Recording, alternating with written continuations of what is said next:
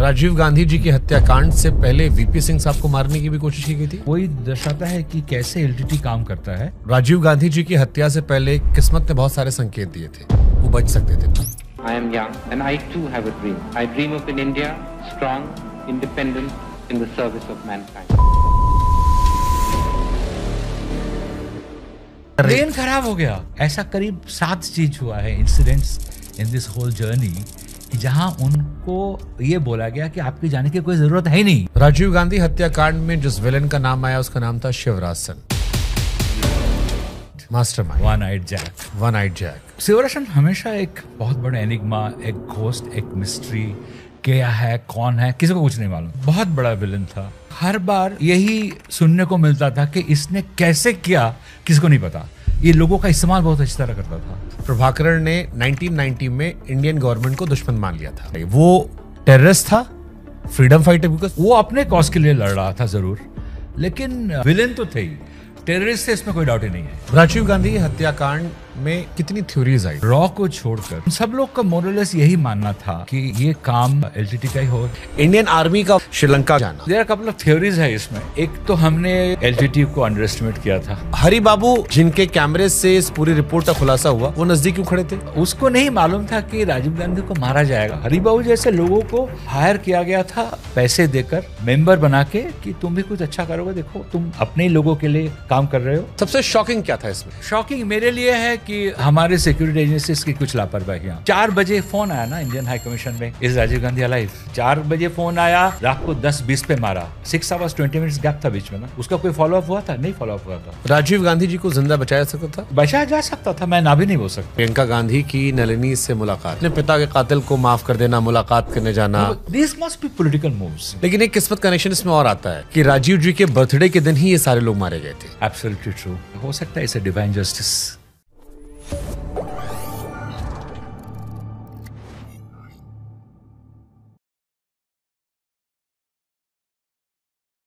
कुछ घटनाएं ऐसी होती हैं जो लोगों को झकझोरती हैं, कुछ घटनाएं समाज को झकझोरती हैं, लेकिन कुछ घटनाएं ऐसी होती हैं जो पूरे मुल्क या दुनिया को झकझोर देती हैं। 21 मई साल 1991 में एक ऐसी घटना तमिलनाडु में हुई थी जिसने राजीव गांधी को छीन लिया था। जो लोग उस दौर में हैं वो जानते हैं कि उस घटना ने भारत पर क्या छाप छोड़ी थी। आज भी उसको लेकर कई तरह की थ्योरीज, कई तरह की बातें होती हैं, लेकिन आज उस सच से हम पर्दा हटाने की कोशिश करेंगे, उस घटना के कुछ अनसुने पहलुओं को समझने की कोशिश करेंगे और उनसे समझेंगे जिसने उस घटना को कवर किया था। हाल फिलहाल में किताब आई 90 डेज, इस किताब का नाम है, जो किताब भी हम आपको दिखा रहे हैं। इसी को लेकर सोनी पर एक वेब सीरीज भी आई है, द हंट। उस वेब सीरीज को अगर आपने देखा है तो कुछ पहलू आपको पता लगे होंगे, लेकिन फिर भी बहुत सारी कहानी ऐसी है जो किताबों में रह जाती है, बहुत सारी कहानी ऐसी जो तब भी सुनाई नहीं जाती है या दिखाई नहीं जाती है। लेकिन आज वो सारे किस्से कहानी हम सुनेंगे अनिरुद्ध मित्रा जी से। बहुत बहुत स्वागत सर आपका। आपको भी बहुत बहुत शुक्रिया मुझे आपके शो में बुलाने के लिए। मेरे लिए बहुत बड़ी बात है ये। बड़ी बात सर हमारे लिए भी, क्योंकि इस घटना को आपने जिस तरह से कवर किया और जिस तरह से इस घटना को दुनिया के सामने अब वेब सीरीज के माध्यम से रखा गया, लोग देख रहे हैं, प्रशंसा कर रहे हैं। आपकी किताब जो है वो भी नंबर 1 है। लेकिन मैं शुरुआत में सबसे पहला सवाल तो ये पूछना चाहता हूं, जो मैंने अपने इंटरव्यू में भी कहा, कि इस देश से एक ऐसा नेता छीन लिया गया जो दूरदर्शी था। कभी आपने आकलन किया कि राजीव गांधी जिंदा होते तो देश कैसा होता? उनके सपने वो जरूर पूरे करते, क्योंकि वो जैसे ही प्रधानमंत्री बने थे उन्होंने 21st सेंचुरी की बात की थी और उन्होंने एक टीम बनाया था अपना, और उसी हिसाब से वो चल रहे थे। तो उनका सपना तो पूरा नहीं हुआ, उनको अगर छीन लिया गया। इस देश पर क्या असर पड़ा था उस घटना का? देश पर बहुत बड़ा असर पड़ा था, क्योंकि एक दूसरे किसी देश से एक टेररिस्ट ग्रुप आते हैं और आके इतनी बड़ी घटना के एक अंजाम देते हैं। एक भूतपूर्व प्राइम मिनिस्टर को असैसिनेट कर देते हैं, और जिसके बारे में किसी को कोई अंदाज़ा नहीं था, कुछ नहीं मालूम था, इंटेलिजेंस भी इतना कुछ नहीं था। असर तो बहुत बड़ा था, और शायद वो असर इतना ज़्यादा फील हुआ लोगों में या लॉ एनफोर्समेंट एजेंसीज में कि उन्होंने भी ये सोचा कि इस जो घटना हुआ है वो तो हो गया, इसका जवाब हम देंगे। और वो ही कहानी बोला गया है 90 डेज में, कि उन्होंने कैसे जवाब दिया इतनी बड़ी घटना की। 31 अक्टूबर 1984 इंदिरा गांधी जी की हत्या हो जाती है। उसके बाद एक घटना यह होती है 1991 में, 21 मई 1991। इन दोनों घटनाओं में आपको क्या लगता है कि सबसे बड़ी घटना देश के लिए कौन सी थी जिसने देश को हिलाकर रख दिया? ये कहना थोड़ा मुश्किल है क्योंकि एक ही पर्टिकुलर पॉलिटिकल पार्टी से दोनों लीडर्स थे, माँ बेटे थे, उनकी अपनी आइडियोलॉजी से वो बहुत साल इस देश को उन्होंने चलाया। तो असर तो सबके ऊपर हुआ था, इसमें तो कोई डाउट ही नहीं है। और जहाँ तक राजीव गांधी का जिस तरह उनको असैसिनेट किया गया, मुझे लगता है वो असर इसलिए ज़्यादा था क्योंकि उस पे पूरे असैसिनेशन को जिस तरह एग्जीक्यूट किया एक ग्रुप ऑफ टेररिस्ट बाहर से आके, that definitely shook the nation. क्योंकि उसके बाद जितना कुछ पता चल रहा था, मिसेस गांधी की हत्या के टाइम पे something was from with in, Punjab was in turmoil, लेकिन राजीव गांधी का ऐसा नहीं था। बाहर के किसी देश में कुछ लोग चाहते हैं, वो विलेन बाहर से थे, उनके साथ हमारा क्या लेना देना था। वो हो सकता है हमारे कुछ लोगों के सेंटिमेंट्स को एक्सप्लॉइट करने की कोशिश कर रहे थे, बट उन्होंने आके एक इतना बड़ा क्राइम जो इंडिपेंडेंट इंडिया का सबसे बड़ा क्राइम है, उन्होंने वो क्राइम किया हमारे देश में आके किया। तो कम से कम मैं उधर एज ए जर्नलिस्ट और एज एन इंडियन सिटीज़न, वो एक बहुत बड़ा धक्का था कि अचानक आप सुबह अखबार खोल के देखते हैं कि राजीव गांधी इज़ डेड, उनको असैसिनेट कर दिया। और वो भी क्या बाहर के किसी कोई आके, जहाँ से ये एक्सपेक्टेशन नहीं था। तो मुझे ऐसा लगता है कि राजीव गांधी का जो असैसिनेशन था, that left a major impact. अगर कंपेयर करना हो तो, हालांकि बहुत मुश्किल है ये कंपेयर करना। 21 मई को आप क्या कर रहे थे जिस दिन घटना हुई थी? कुछ 10 बजे के आसपास से लेके पंडारा रोड में जो मोस्टली गवर्नमेंट सीनियर ब्यूरोक्रेट्स का ऑफिस क्वार्टर्स है, तो अमित वर्मा मेरा बहुत निजी दोस्त था, close. I was a crime reporter mostly, वहाँ से मेरा जर्नी शुरू हुआ था। तो Amod Kantanwal, we are all very close friends also. तो मैं और अमित, हम लोग दोनों बैडमिंटन खेल रहे थे। उसका फ़ोन आया इतने में ऑफिस से, जल्दी चलो। उसका कुछ उस दिन I think his car had gone to the garage. तो मेरे पास एक काइनेटिक होंडा स्कूटर था। बोला मेरे को छोड़ देगा क्या? तो मैंने बोला चल, कहाँ जाना है? बोले यहीं पास में है। उस रात को उसने मुझे कुछ नहीं बोला। I reached home late. उस दिन रात को उसके घर मेरा खाना खाना था। I had to have dinner with him. But जो कुछ भी हुआ, मैं घर गया, आई हैड डिनर, स्लेप्ट, और सुबह उठ के देखा न्यूज़पेपर में ये बात है। And I remember immediately next जो मेरा अमित से बात हुआ, उसने मेरे को उसी वक्त कुछ 10:30-11 बजे की बात है, बोल दिया था ये एलटीटी किया होगा और कोई नहीं।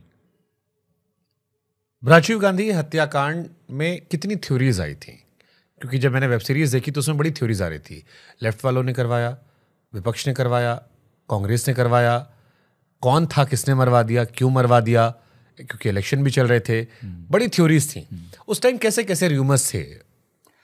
देखिए, शुरू में तो सब लोग एक ही सवाल ये होता है, कौन किया होगा ये?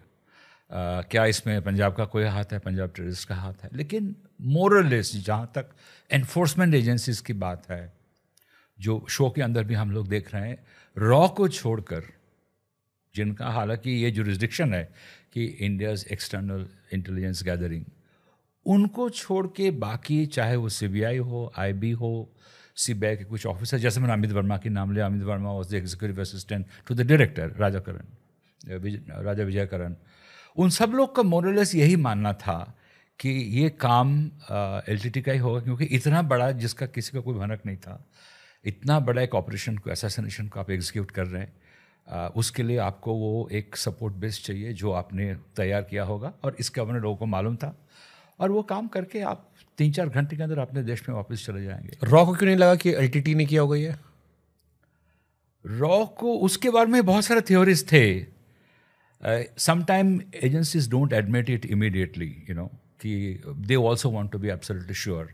दे हैड देयर ओन सोर्सेस.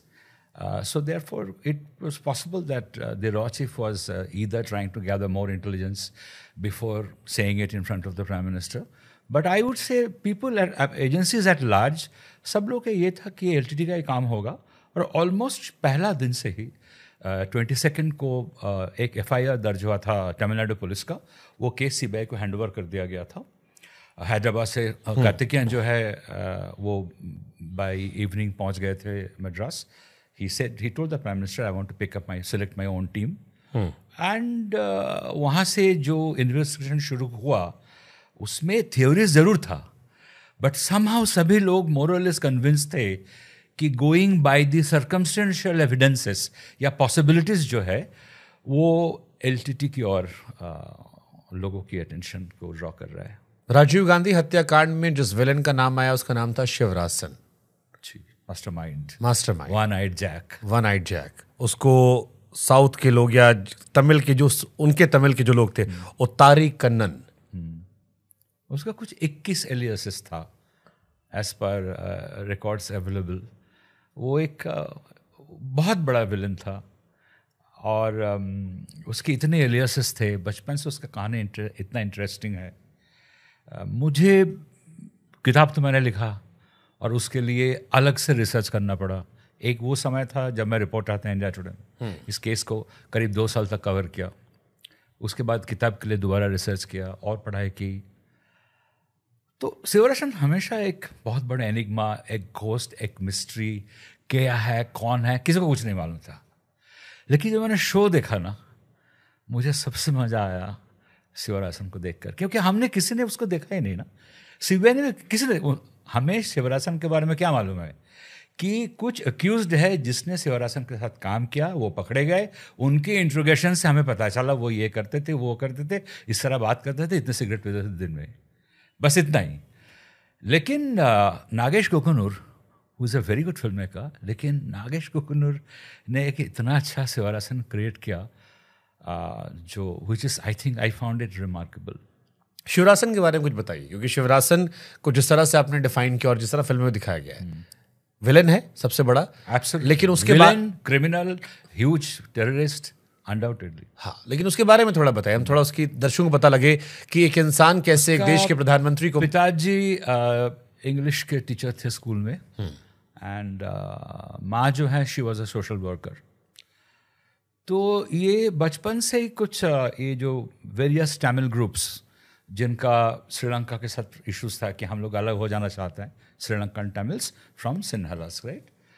तो उसके पिताजी का भी he was I would say टेम्परमेंटली उसको सपोर्ट करते थे, इस कॉज को, इसका ये सब वो बचपन से सुना था, सीखा था। बट उसके अंदर एक वायलेंट स्ट्रीक था। फॉर एग्जाम्पल वो कॉलेज में पढ़ते पढ़ते वो भी इंग्लिश लेके पढ़ाई करता था। He was a student of English, he was a drop out. फिर वो लोकल इलेक्ट्रिसिटी बोर्ड में नौकरी करना शुरू किया और उसको ये काम मिला कि LTT के लिए फंड इकट्ठा करो। तो वो एकदम से जो बोलते हैं ना, वसूली करने लगा था और उसमें वो इतना इन्वॉल्व हो जाता था कि अपने ही एक कजिन को उसने ऑलमोस्ट जान से मार दिया था। तो अचानक पता चला कि फलाने का लड़का जो है वो एक गुंडा जैसा बन गया है। तो ये LTT है, क्या है, गुंडा है। लेकिन he drew the attention of seniors in LTT। Prabhakaran first was it was Pottu Amman, then to Prabhakaran, फिर छोटे मोटे एक दो कुछ लोकल ऑपरेशंस हुआ और हर बार यही सुनने को मिलता था कि इसने कैसे किया किसी को नहीं पता। ये लोगों का इस्तेमाल बहुत अच्छी तरह करता था। आपसे काम कराएगा, जिसको बोलते हैं इंटेलिजेंस में they use you as a blind चाल है। आपको नहीं पता कि उसका एंड रिजल्ट क्या है, लेकिन ये आपको इस्तेमाल कर लेता था। और इसको एक बड़ी ऑपरेशन के लिए इंडिया में उसने भेजा। एक APRLF के लीडर जो इंडिया में असylum दिया गया था, पद्मनाभा करके, उसने अपना टीम तैयार किया और उस टीम से उसने पद्मनाभा का असैसिनेट किया। सिर्फ असैसिनेशन के बाद ही पता चला और सब के सब कुछ 4-5 घंटे के अंदर श्रीलंका वापस चले गए, भाग गए। तो उसी वक्त पता चल गया था प्रभाकरन को कि what kind of a monster I have in my backyard, जो इतना कुछ कर सकता है। तो शायद कोई बड़ा काम अगर हो, ये था जून 1990 की घटना, कि इसको शायद वो जिम्मेदारी सौंपा जा सकता है। शिवरासन ही इस पूरी घटना का मास्टरमाइंड था। एब्सोल्युटली। और प्रभाकरन पूरा अपना टीम तैयार किया, मतलब कि जैसा हम देखते हैं कि आपने कार्तिकेयन को बुला के ये काम सौंपा कि you are in charge of the SIT, you have to crack the case, you have to catch the culprits, उसका भी ऐसा ही था। नहीं, तो इसमें प्रभाकरन से ऑर्डर शिवरासन को मिल रहा था LTT चीफ से, या ये शिवरासन की अपनी एक थ्योरी थी कि मुझे राजीव गांधी के साथ? विश्वनाथ प्रताप सिंह का सरकार गिरा और चंद्रशेखर प्राइम मिनिस्टर बने, तो LTT को जाफना में तब प्रभाकरन को लग गया था कि शायद बुरे दिन आने वाले हैं, क्योंकि बहुत सारे रिपोर्ट से ऐसा लग रहा था कि राजीव गांधी शायद वापस आएंगे। और उसी दौरान तमिलनाडु में जो DMK का सरकार था उसे गिरा के गवर्नर्स रूल लागू कर दिया गया था, क्योंकि रिपोर्ट्स इतने आ रहे थे सब एजेंसी से, इंक्लूडिंग DMK गवर्नमेंट के अपने जो CID था उनका भी इंटेलिजेंस यही बोल रहा था कि LTT का बेस यहाँ बहुत अलार्मिंगली बढ़ता जा रहा है, क्या करे। तो वो सरकार गिरा दिया गया, और वो सेंट्रल गवर्नमेंट का आना मतलब obviously the control is from Delhi. उसके बाद जो फोरकास्ट प्रेडिक्शंस आने लगे अगले इलेक्शन के बारे में कि राजीव गांधी जो है शायद he is coming back to power, does it mean IPKF back in Sri Lanka? तो उस वक्त उन्होंने कुछ जानने की कोशिश की, 1-2 ऑलिव ब्रांचेस भेजा, लेकिन Rajiv Gandhi was very clear about कि there will be no violence, और इंडो श्रीलंका जो पीस अकॉर्ड साइन हुआ है उससे कोई अदला बदले नहीं होगा, डायलॉग दोबारा हो सकता है बट पीस के लिए वायलेंस नहीं चल सकता है। तो उसको लगा था उस वक्त कि इससे पहले भी सर कई फिल्में आई हैं इस टॉपिक पे। एक फिल्म आई थी मद्रास कैफे, हाँ, जॉन अब्राहम उसमें थे, और उसमें उसका जो ओवरऑल लबो लुआब था वो ये था कि एक सुरक्षा एजेंसियों का फेलियर था, दूसरा ये कि राजीव जी को पता था कि वहां पर खतरा है, फिर भी वो गए थे, इसलिए कि अपने लोगों से कैसे कट सकते हैं, इलेक्शंस हैं। इज इट ट्रू कि वो लापरवाही और सुरक्षा एजेंसियों का उतना एक्टिव ना होना या रिसोर्सेज पाकर भी ना होना? देखिए, मैं तो मद्रास कैफ़े बनने से पहले ये सब कुछ इन्वेस्टिगेशन किया था, मुझे ऐसा कभी नहीं लगा था, क्योंकि मैंने बहुत सारे रॉ के ऑफिसर्स से बात की जिनको मैं पर्सनल लेवल पे जानता था, जो मेरे एज ए सोर्सेस मुझे हेल्प किया। लेकिन फिर भी मद्रास कैफ़े देखने के बाद जब मैंने जानने की कोशिश की तो नॉर्मली रॉ के लोग तो, और वो तब वो समय था जब मैं छोड़ के फिल्म इंडस्ट्री में आ गया था, तो मुझे उसके बारे में कोई बहुत ज़्यादा पुष्टि नहीं हुआ था कि मद्रास कैफे के बारे में जो था कि लापरवाही नहीं, मैं कर वो लापरवाही आपका एनालिसिस क्या है? क्योंकि आपने किताब लिखी है, आपने लोगों से बात की है, आपको क्या लगता है क्या रीजन था? ये जिसका हम जिक्र कर रहे हैं मास्टरमाइंड शिवरासन, वो बहुत ओवर स्मार्ट था कि पता नहीं लगने दिया, हमारी एजेंसियां लापरवाह थी? Shivarasan was over too smart, he was too intelligent, too smart, किसी को कुछ नहीं पता था, किसी को एक्चुअली कुछ नहीं पता। उसने हमारी एजेंसीज को आउटस्मार्ट कर दिया। एब्सोल्युटली, टोटली ही foxed our agencies. Unfortunately, our agencies also foxed him, but after Rajiv Gandhi's death, नहीं तो अगर which is the show is all about. मैं अगर राजीव गांधी जी की हत्या को लेकर बात करूं कि आपकी अगर आपका एनालिसिस आए कि क्यों उनकी हत्या हुई, ये रीजन सबको पता है कि हमारी फोर्सेस गई, उनसे LTT से इश्यूज थे, बट एक जो वो घटना अंजाम दे दी गई उसको लेकर आपका एनालिसिस ये था कि उनको जब लगा कि राजीव गांधी वापस आ रहे हैं और उन्होंने ऑलरेडी हमारे एमिसरीज को ये बोल दिया है कि IPKF श्रीलंका में वापस जाएगी कि नहीं, it depends on you. Okay, तो ये उनके लिए एक साइन था कि शायद IPKF वापस आएगा, क्योंकि वो वायलेंस से हटने वाले नहीं थे। IKF एक बार हमें स्पष्ट करते हैं, भारतीय फौज जो श्रीलंका गई थी। जी बिल्कुल, श्रीलंकन गवर्नमेंट को सपोर्ट किया to fight against terrorism of LTT। ठीक है, अब इसको थोड़ा और पीछे से शुरू करते हैं। 29 जुलाई 1987 जब भारत और श्रीलंका के बीच में समझौता होता है, श्रीलंका के राष्ट्रपति JR जयवर्धने आई थिंक उस टाइम थे। जी जी, if I am correct. India क्यों उस मामले में इन्वॉल्व हुआ?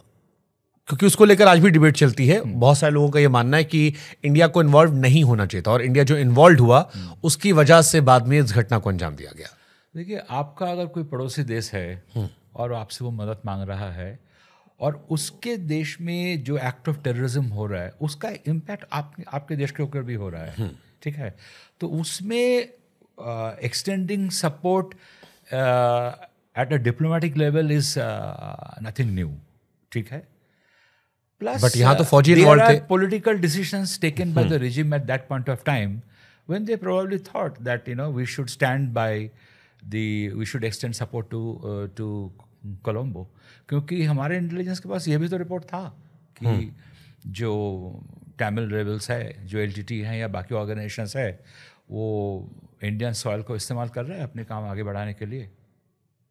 और ये भी सच है कि उस वक़्त जो होता है कि एक बड़ा देश समटाइम अपना जो छोटा नेबर होता है उसको भी कंट्रोल करना चाहता है, वो भी थोड़ा सा ट्रबल क्रिएट करता है। That is why some of the groups were in India and they were trained. It happens in every country, India की क्योंकि every time in history is nothing. India की क्योंकि हजारों सैनिकों की शायद जान भी गई थी इसमें, if I'm not wrong. Absolutely. तो आमतौर पर क्या होता है, आप डिप्लोमेटिक लेवल पे सपोर्ट करते हो, आप बयान दे देते हो या अपनी कंट्री में आप चीजें टाइट कर देते हो। इंडियन आर्मी का वहां जाना, हजारों फौजियों का वहां जाके लड़ना, उनके ज्यादा मारना, हमारे भी लोगों का शहीद होना, इसके पीछे कोई रीजन फिर मैं समझना चाहता हूं कि क्या, क्योंकि कुछ बहुत बड़ा खतरा होगा तभी इंडियन गवर्नमेंट इस एक्सटेंट तक गई। आमतौर पर इतना हमने नहीं देखा। एक बार बांग्लादेश में देखा था, हम गए थे, एक बड़ा इशू था, बट वहां हमारे फौजियों को नुकसान नहीं हुआ। इसमें हमारे हजारों फौजियों की जान गई थी। तो इसके पीछे, क्योंकि उस टाइम आप एक्टिव जर्नलिस्ट थे, थॉट प्रोसेस क्या था, कौन सा ऐसा खतरा था? There are couple of theories है इसमें, फ्रैंकली स्पीकिंग। वो थ्योरीज ये है कि एक तो हमने एलटीटी को अंडर एस्टिमेट किया था, लेकिन इंटेलिजेंस लेवल अंडरस्टैंड उनकी जो मिलिट्री पावर है या कितना रिटेलिटरी, उनका रिटेलिएशन कितना पावरफुल हो सकता है। दूसरा चीज़ ये था, तब तक हम लोग को मालूम हो गया था कि at an intelligence gathering level कि एलटीटी किस हद तक जा सकता है। So they had a program called greater Eelam, जिसमें वो चाहते हैं कि जो इंडियन तमिल्स है वो हमें फुल्ली सपोर्ट करे। तो वो तो फिर हमारे सॉवरेनिटी पे अटैक हो गया ना। आप अपने देश के अंदर क्या लड़ाई लड़ रहे हैं वो ठीक है, लेकिन आप फिर उसी सेंटिमेंट को हमारे यहाँ के हमारे लोगों को भड़का रहे हैं, उसको हम कैसे सह सकते हैं? क्या प्रभाकरन एलटीटी का ये जो युद्ध था श्रीलंकन गवर्नमेंट के साथ उस टाइम, उसमें एक डर ये भी था कि तमिल जो है उससे अलग कर दिया जाएगा, क्योंकि वो श्रीलंका में एक तमिल देश की मांग कर रहे थे। वो क्या वो मांग इंडिया में भी हो सकती थी? इस वजह से भी ये सपोर्ट हो सकता है? प्रभाकरन चाह सकता था, लेकिन हमें कभी ऐसा ये नहीं लगा कि इंडियन तमिल्स जो है उनके साथ जुड़ जाएंगे, उसमें ऐसा कभी लगा नहीं था। आप किसी को किसी लेवल, बड़ा हट कि बहुत सारे इंडियन तमिल, जैसे मुरलीधरन जी हैं, वो इंडियन तमिल थे जो वहां जाके रहने लगे। सुना बहुत सारे इंडियन तमिल वहां जाते थे, एक इमोशनल सेंटीमेंट था। और कई बार ऐसी घटनाओं में, अब तो चीजें बदल जाती हैं, बट जब ये पीक पर ऐसे वायलेंस होते हैं, इमोशन ज्यादा इन्वॉल्व होते हैं बिकॉज ऑफ सिमिलैरिटीज। सो उस टाइम कुछ ऐसा नहीं था? देखिए, इमोशनल कनेक्ट था, लेकिन जब आपके देश के ऊपर अटैक हो जाता है कि आपका देश का एक लीडर है जो आपका प्रधानमंत्री रहा है और शायद अभी बनने जा रहा है, आपने आके उसको मार दिया। नहीं, मारने के पहले की बात, मतलब डेथ के, मैं कह रहा हूँ मारने के पहले की अगर बात करेंगे, एक इमोशनल कनेक्ट होता है। Like I may feel about a Bengali से इन बांग्लादेश, बट बात सिर्फ वहीं तक रह जाता है। इंडियन तमिल्स का अगर देखा जाए, कोई इन्वॉल्वमेंट एज सच कुछ नहीं था। बट आप कहते कि हमारी धरती का इस्तेमाल किया था, यहाँ काफी एक्टिव थे। डीएमके के शासन के टाइम में काफी एक्टिव थे, क्योंकि जो श्रीलंकन आर्मी है उनके साथ जो इनकी वॉर चल रहा था, उसमें जो लोग वुंडेड होता है उनको यहाँ में इंडिया में भेजा गया एज अ रिफ्यूजी। उन लोग का ट्रीटमेंट वगैरह यहाँ हुआ। उस आड़ में उसको इस्तेमाल करते हुए इसने अपने बहुत सारे लोगों को यहाँ रखा। But Prabhakaran is somebody who is a very far sighted person. उसके माइंड में बहुत कुछ चलता था जो फ्रैंकली स्पीकिंग किसी को इतना नहीं मालूम, कि वो बहुत आगे का सोचता है कि अगर मैं आज रिफ्यूजी के नाम से इंडिया में 10,000 लोगों को भेजा, उसमें हो सकता है उसमें 1,000 हो जो कल मेरे लिए काम करेगा। लेकिन उसमें हमारे यहाँ के तमिल ज़्यादा नहीं थे। वही मैं कह रहा हूँ कि एक सिंपैथी हो सकता है, कि इमोशनल कनेक्ट हो सकता है। लेकिन एक्टिविटीज़ जो है, वो एक्टिविटीज़ जो था वो वहीं से लोग आते थे एज रिफ्यूजी। इंडिया ने उनको असाइलम दिया हुआ था, उनका वो मोस्टली यहाँ ट्रीटमेंट के लिए आते थे। और शिवरसन भी आया था। शिवरसन का एक आँख जो he lost one of his eyes in an ambush with Sri-Lankan army, वो पहली बार इंडिया जब आया था एज अ रिफ्यूजी, ट्रीटमेंट के लिए आया था। और उसने वेल्लोर में जाके अपना आँख का ट्रीटमेंट कराया था, लेकिन उसका ट्रीटमेंट ठीक से हो नहीं पाया। And he was given a plastic eye कि तुम्हारा कॉर्निया ट्रांसप्लांट नहीं हो सकता है। So that is how he also came to India, first as a refugee and as a patient. तो ये जो वन आइड जैक था, ये मैंने कहीं पढ़ा कि हॉलीवुड फिल्म से नाम लिया गया था। हाँ, मार्लन ब्रांडो का एक फिल्म था, तो यहाँ से ये नाम उसको एग्जैक्टली मुझे तो मालूम किसने दिया था। सर्टन थ्योरी से इसकी प्रभाकरन ने उसको ये नाम दिया था, क्योंकि ये जब वापस गया उधर ट्रीटमेंट के बाद, तो he had lost an eye, तो you are like one eyed jack, Othai Kannan. हाँ, तो तब से उसका बट उसने जब LTT में ऑफिशियली एज ए कार्डर बन के ज्वाइन किया और उसको असाइनमेंट्स देने लगे प्रभाकरण, तब उसका नाम दिया गया था रघुवरन, और उसका नाम लोग उसको एड्रेस करते थे रघु बोल के। अदरवाइज उसका पूरा नाम जो है वो पकिया चंद्रन था। He had got lots of aliases, but close circuit में सब लोग उसको रघु नाम से ही बुलाते थे। And then his name became Sivarasan, as far as I know, a little before 1990, when he was planning a big action in India, Padmanabha को मारने के लिए। तो नाम चेंज करता था अपना कुछ दिन बाद। मैंने सुना कि हर रिलीजन में भी उसने अपने वर्जन बना रखे थे। ने वो इस तरह किया था उसने कि वो आप देखेंगे कि वो गेटअप बदल के अपने कुछ लुकालाइक्स को इस्तेमाल किया था, क्योंकि वो हमेशा मिसलीड करने की यही इंसान है। हाँ जी, ओके। तो वो मिसलीड करने की कोशिश कर रहा था इन्वेस्टिगेट, क्योंकि शिवरासन को एक बात का पता चल रहा था, जैसे ही उस दिन रात को असैसिनेशन हुआ तो वो सुबह और नलिनी ये लोग वहाँ से निकले, उनको मद्रास वापस जाना था, इट्स अबाउट 40+ किलोमीटर्स। तो उसको उस वक्त लगा था कि मेरे सामने और बहुत सारा काम है, मेरे हिट लिस्ट में 3 नाम और है, और उस वक्त 2 नाम था, बाद में कार्तिकेयन का नाम जुड़ा था। मेरे को एक करके ये सारा काम कौन था? जयललिता, कांग्रेस प्रदेश कांग्रेस कमेटी का चीफ वाजापुड़ी राममूर्ति, और उसमें बाद में कार्तिकेयन का नाम उसने जुड़ा था। तो उसको लगा था कि मैं ये सब काम करूँगा, लेकिन उस दौरान उसने ये देखा कि कोई कुछ भी बोले, लेकिन एक एक करके मेरे आदमी पकड़े जा रहे हैं। And the team of SIT, they are like they are closing on me. वो तो ये देख रहा था, बट ये जरूर था कि वो कैसे भाग सकता था, चाहे वो मिसलीड करके कि शिवरासन यहाँ दिखा गया, शिवरासन वहाँ दिखा गया, लेकिन एक्चुअली तो शिवरासन वहाँ था नहीं। तो ट्रैकिंग टीम जो जा रहा है उसको पकड़ने के लिए, दे गेट डिमोरलाइज्ड। उसको जैसे पता चला कि मेरे साथ जो जाफना का कम्युनिकेशन होता है अल्ट्रा हाई फ्रिक्वेंसी में, वो इंडियन एजेंसीज इंटरसेप्ट करने लगे। तो he started planting fake information कि फलानी जगह हम लोग मिलते हैं, एजेंसीज वहाँ भागते हैं, वो नहीं मिलता है। कहीं एक इन्फॉर्मेशन देता है, उसके एक ऐसा टाइम तय करता है, उसके पता चलता है कि 2 घंटे पहले ही ऐसा निकल गया। So the forces were getting, the tracking team was getting demoralized at times कि as if we are losing the battle, but they had a good captain and a very shrewd captain in Karthikeyan who held the moral high. And Karthikeyan कौन थे ये? Karthikeyan, D.R. Karthikeyan, he was IG CRPF, Hyderabad में posted थे। तो जैसे ही assassination हुआ उस दिन रात को, उस वक्त जिस रात को ये हुआ, इवनिंग उस सेम डे 21 मई को the then prime minister Chandrashekhar जो है वो भुवनेश्वर में कैंपेन कर रहे थे। उनको खबर मिला, इमीडिएटली प्लेन से वापस आए, तो उन्होंने कुछ रात के 2:30 बजे से उनकी मीटिंग शुरू हुआ, और 4 बजे एक cabinet committee on political affairs का मीटिंग हुआ। सारे एजेंसीज के चीफ वगैरह मिनिस्टर सब लोग थे। तो वहाँ ही उन्होंने बोल दिया था, whatever it may be, we have to be able to solve this case and catch the culprit.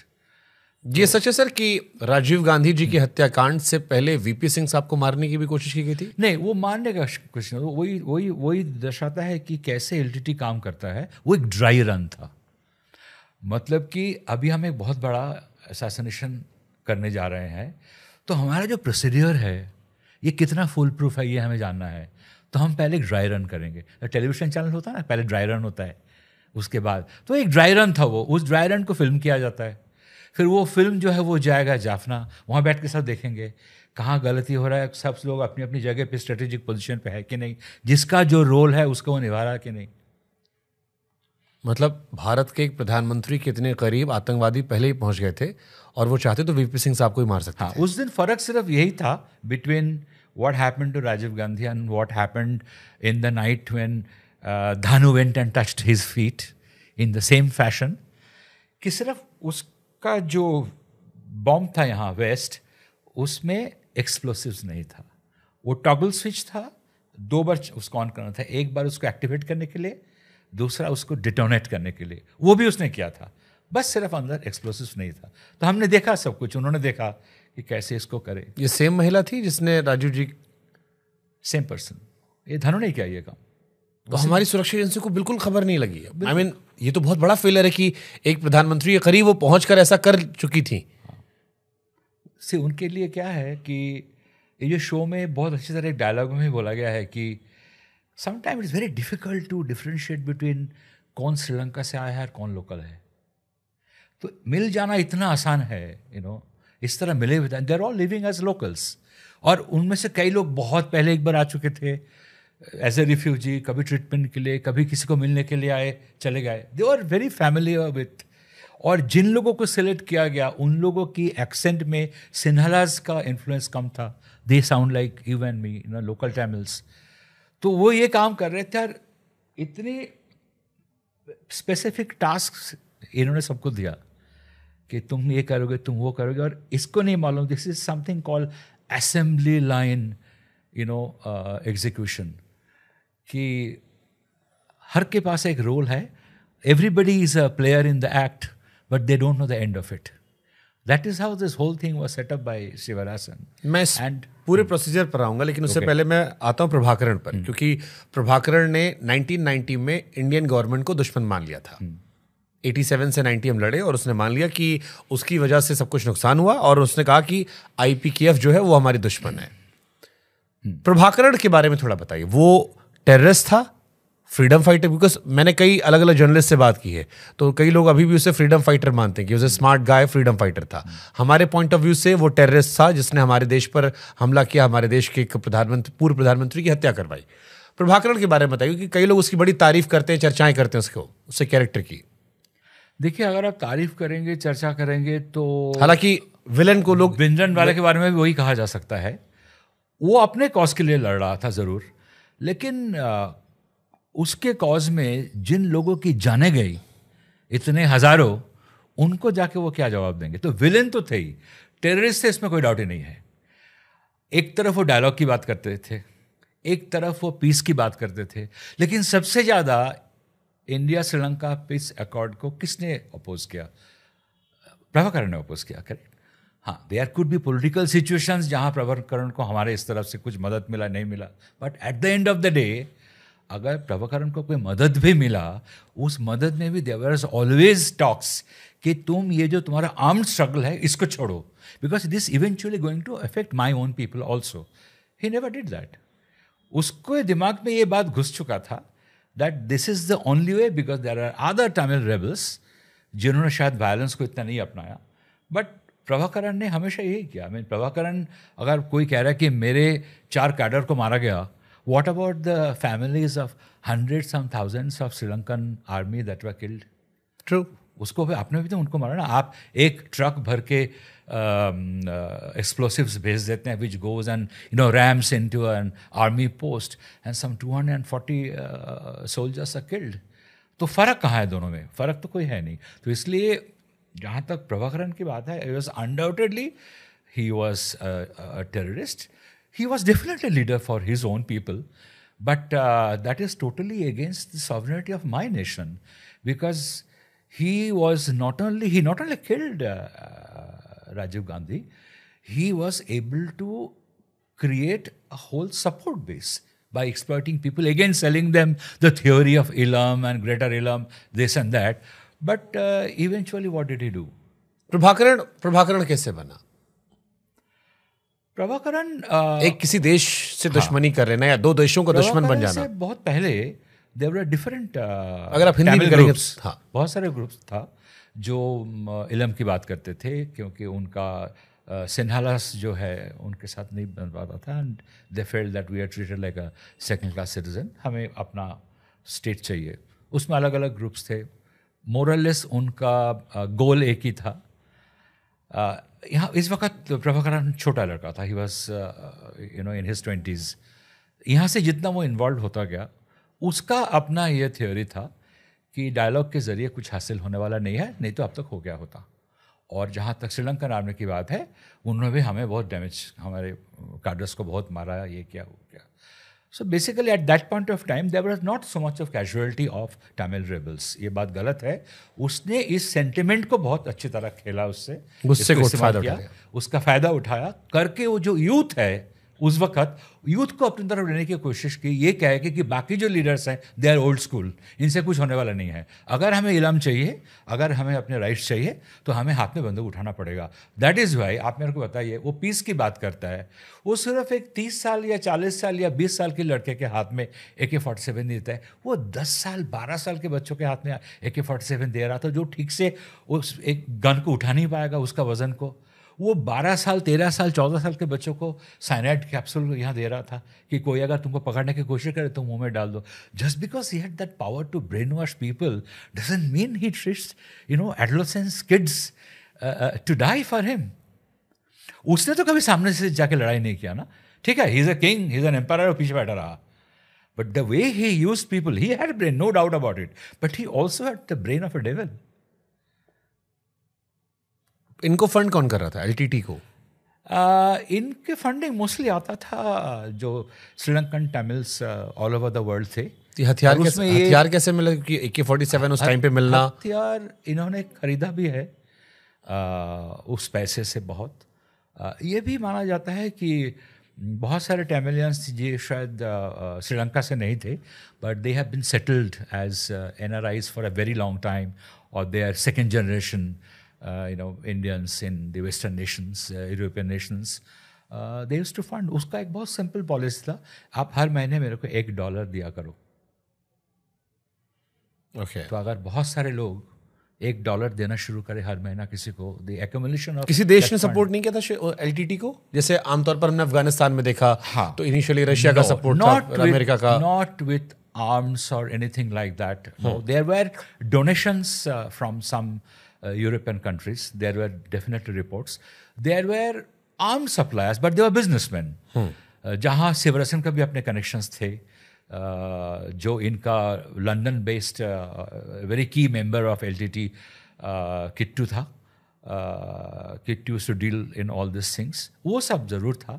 But at a state level अगर देखा जाए, there had been some donations and funds towards medical treatments and some organizations and all institutional funds.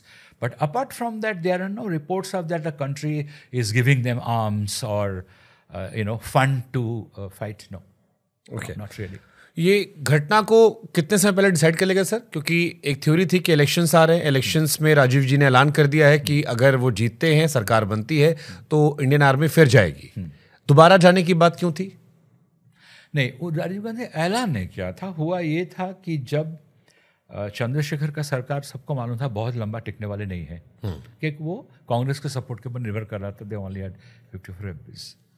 उसी वक्त से प्रभाकरन और पट्टू अमन की तरफ से कुछ एमिसरीज इंडिया में भेजा गया था.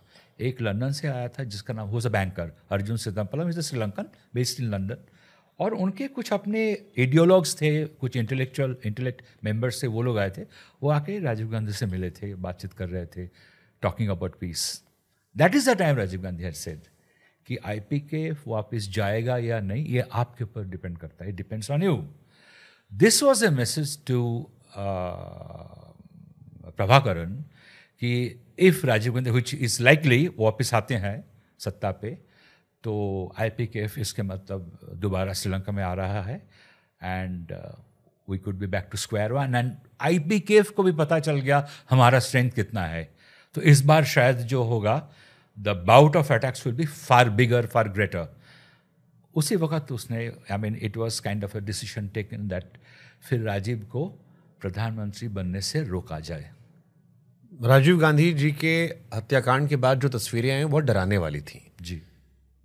कपड़ों के कुछ टुकड़े, मांस का कुछ टुकड़ा, लोटो शू आग में जल रहा है, लिटिल फ्लेम्स ऑफ हिज लोटो शू. उनका जब बॉडी गिरा हुआ था तो उसको जब उठाने गए, कांग्रेस के लोग खुद ही पहचान नहीं पा रहे थे कि क्या ये राजीव गांधी है, क्योंकि सबसे ज़्यादा चोट इधर लगा था. तो उन्होंने उस शू, ये लोटो शू उन्हीं का ही है. He used to wear Lotto very often, बहुत भयंकर था वो सब पिक्चर्स. शरीर के टुकड़े मैंने सुना कि बिल्कुल नहीं मिले थे. बाद में डीएनए से शायद पहचाना गया था। उनको next day Madras general hospital में फिर दिल्ली लेके गए बॉडी को, बहुत कम कुछ ही बचा था। It is a huge impact, मतलब कि दोनों एकदम आमने सामने थे। She was right there. कितने लोगों की डेथ हुई थी? 17 लोगों की डेथ हुई थी, इंक्लूडिंग राजीव गांधी। फॉरेंसिक, मैंने सुना है फॉरेंसिक ने इसमें बहुत अच्छा काम किया था। बहुत अच्छा काम किया था फॉरेंसिक ने। हुआ ये था कि पहले तमिलनाडु पुलिस ने इमीडिएटली केस दर्ज कर लिया, इन्वेस्टिगेशन शुरू होगा, और फॉरेंसिक वालों को बुला लिया गया था। तो उन्होंने गैदर कर रहे थे एविडेंस, ह्यूमन फ्लैश, ब्लड, सबका डीएनए होगा, और किसी का चश्मे का टुकड़ा, कपड़े, टूटे हुए बैग, चप्पल, जूते, सब कलेक्ट किया गया था। तो उसी रात को आईजी राघवन थे जिन्होंने इन द हिप्स ऑफ बॉडीज में ना एक कैमरा देखा था पड़ा हुआ है। तो उनको ये लगा कि ये कैमरा ऐसा ही किसी का होगा ना जो इनमें से जिनकी जान चली गई। तो कैमरे में क्या कैद किया गया होगा, कैमरा ले लो। तो उन्होंने कैमरा लेने के लिए बोल दिया। तो नेक्स्ट डे उन्होंने ऑफिस में, इधर फॉरेंसिक वाले अपना काम कर रहे थे under the leadership of P Chandrasekaran, perhaps the finest forensic officer of Indian history. तो आईजी राघवन रात को अपने सेक्रेटरी को पूछा कि वो कैमरा डेवलप करा लिया रोल। तो बोला नहीं, वो वहाँ के जो लोकल स्टूडियोज था वहाँ पे लेके गए थे श्रीपेरुम्बदूर के पास। तो वो कह रहे कलर रोल है, उनके वहाँ सिर्फ ब्लैक एंड वाइट होता है। तो बोले फिर?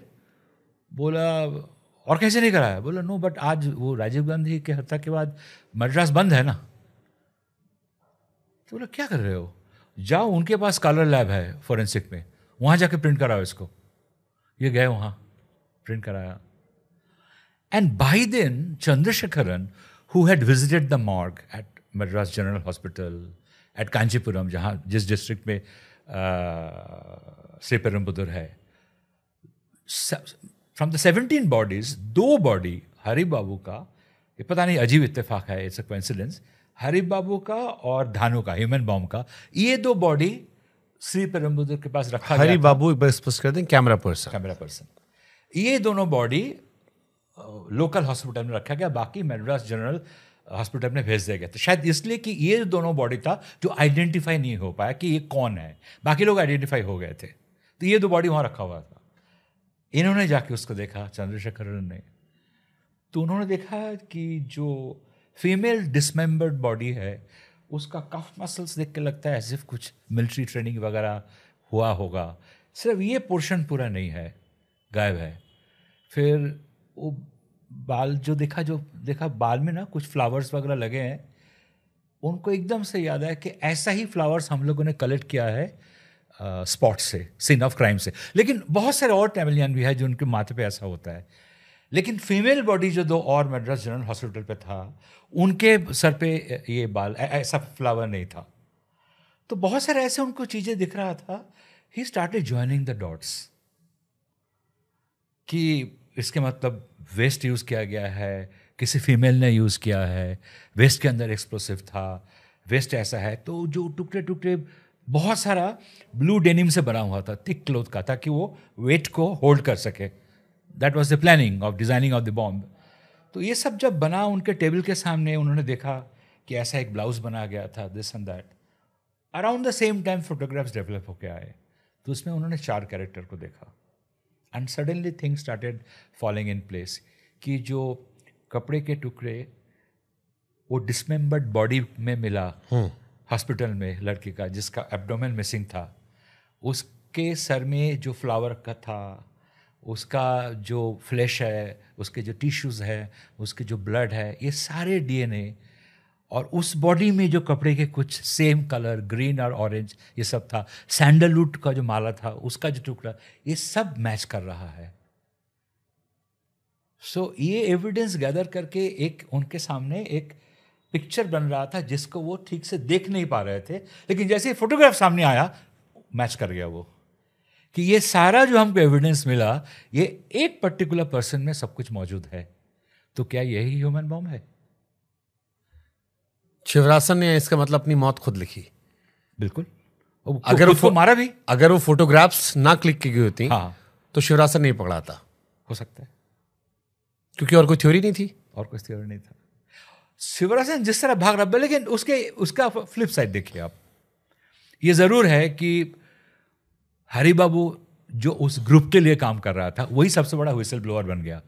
अच्छा, मैं आ रहा हूँ। कैमरा पर्सन की जब डेथ हुई जी, तो मेरे मन में सबसे पहला सवाल यह है कि या तो ये इंसान डम्ब है या इस इंसान को पता नहीं है।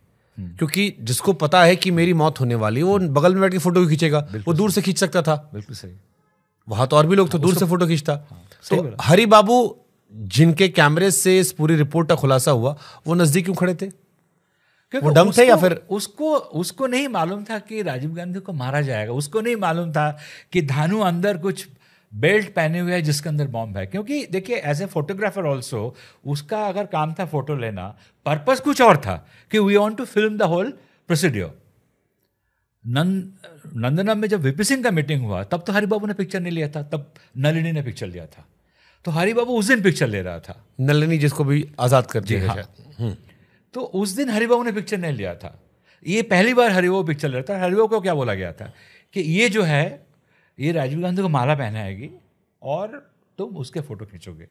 इन लोगों की आपस की सिर्फ 4-5 लोगों को ही मालूम था कि वो लोग इकट्ठा किए हुए हैं, व्हाट इज देयर मिशन, जिसके आसपास कहीं हरिबाबू नहीं था। हरिबाबू जैसे लोगों को हायर किया गया था पैसे देकर, मेंबर बना के कि तुम भी कुछ अच्छा करोगे, देखो तुम अपने ही लोगों के लिए काम कर रहे हो। And but money mattered the most. 4 पैसे और कमा लोगे।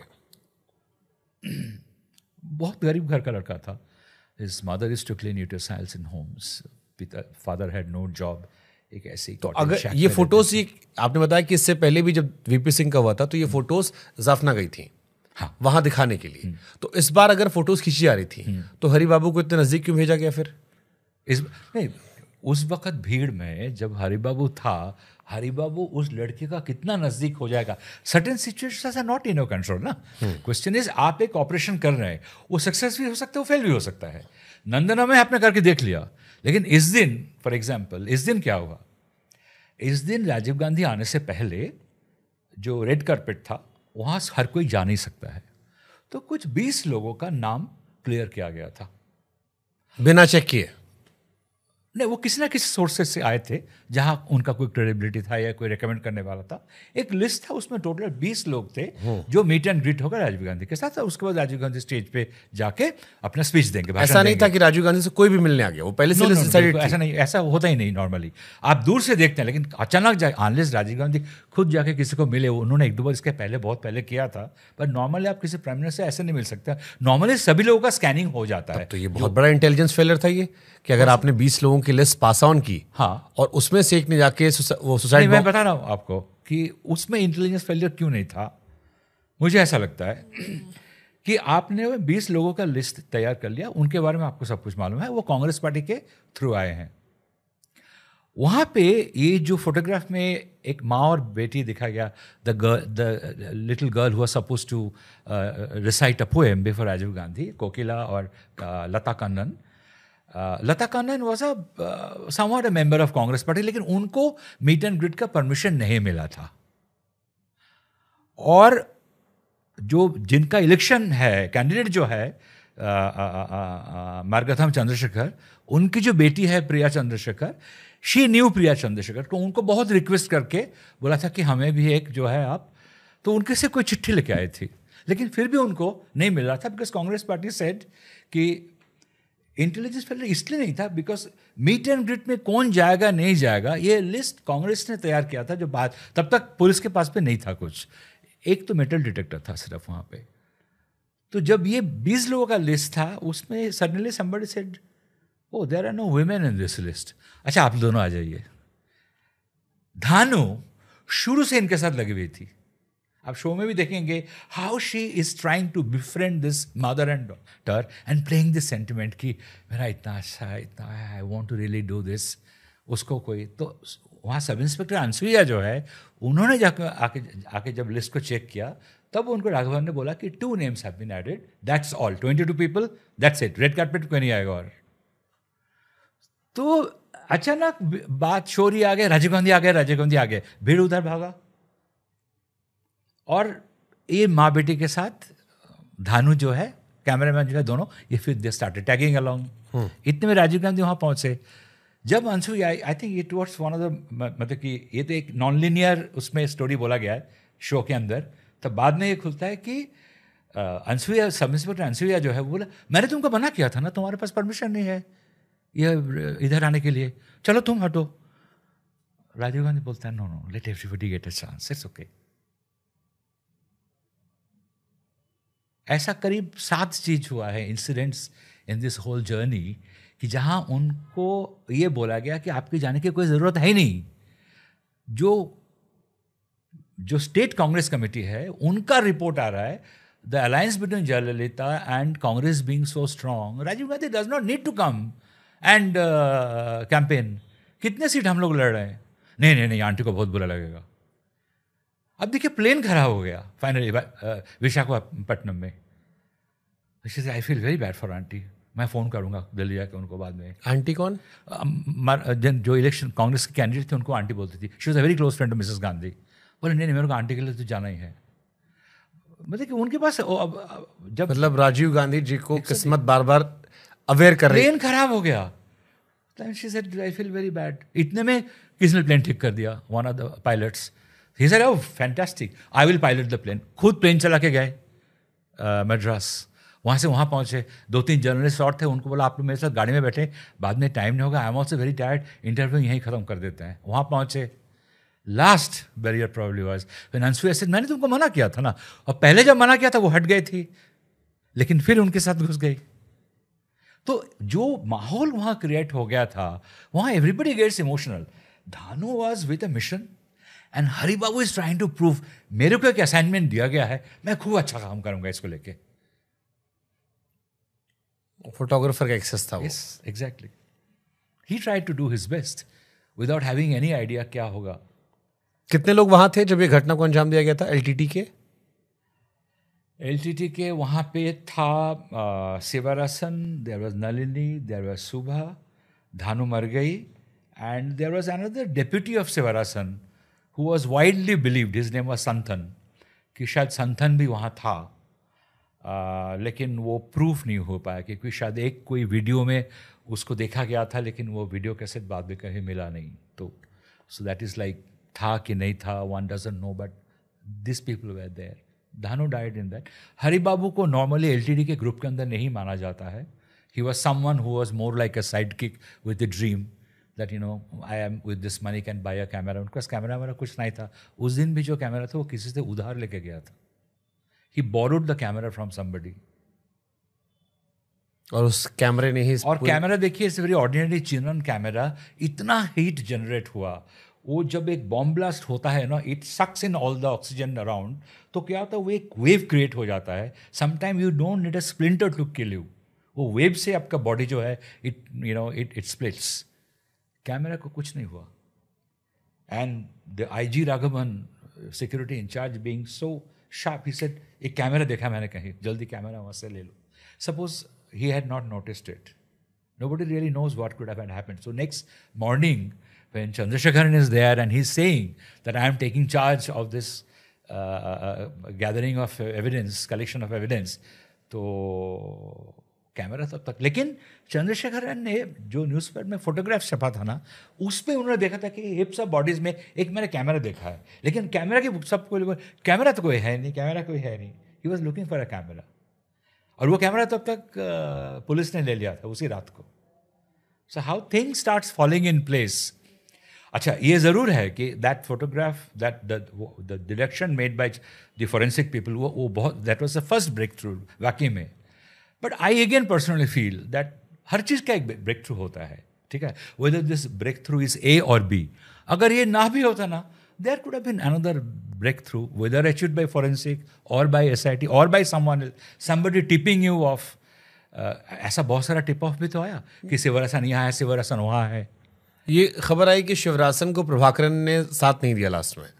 Is it true? Absolutely true. क्योंकि अगर आप अगर शिवरासन जो है वो वापस जाते हुए पकड़ा जाए by Indian enforcement agencies, then it is a direct proof of that the assassination has been at the behest of LTT or has been carried out by LTT. Sivarasan कितने दिन बाद मारा गया था? शिवरासन कितने दिन बाद उसने अपने आप को मार लिया था? It was the 90th day from the, I mean that's how the show में. तो वो श्रीलंका क्यों नहीं भाग गया? जैसे इससे पहले अगर वही मैं कह रहा हूँ, श्रीलंका कैसे भागेगा वो? He need a mode of transport, right? First of all, he knows one thing, that suddenly there is a major security alert in the country, so I have to be careful. तो मेरे को उसको एक hide out से दूसरे से तीसरा, तीसरे से चौथा भागना पड़ रहा है.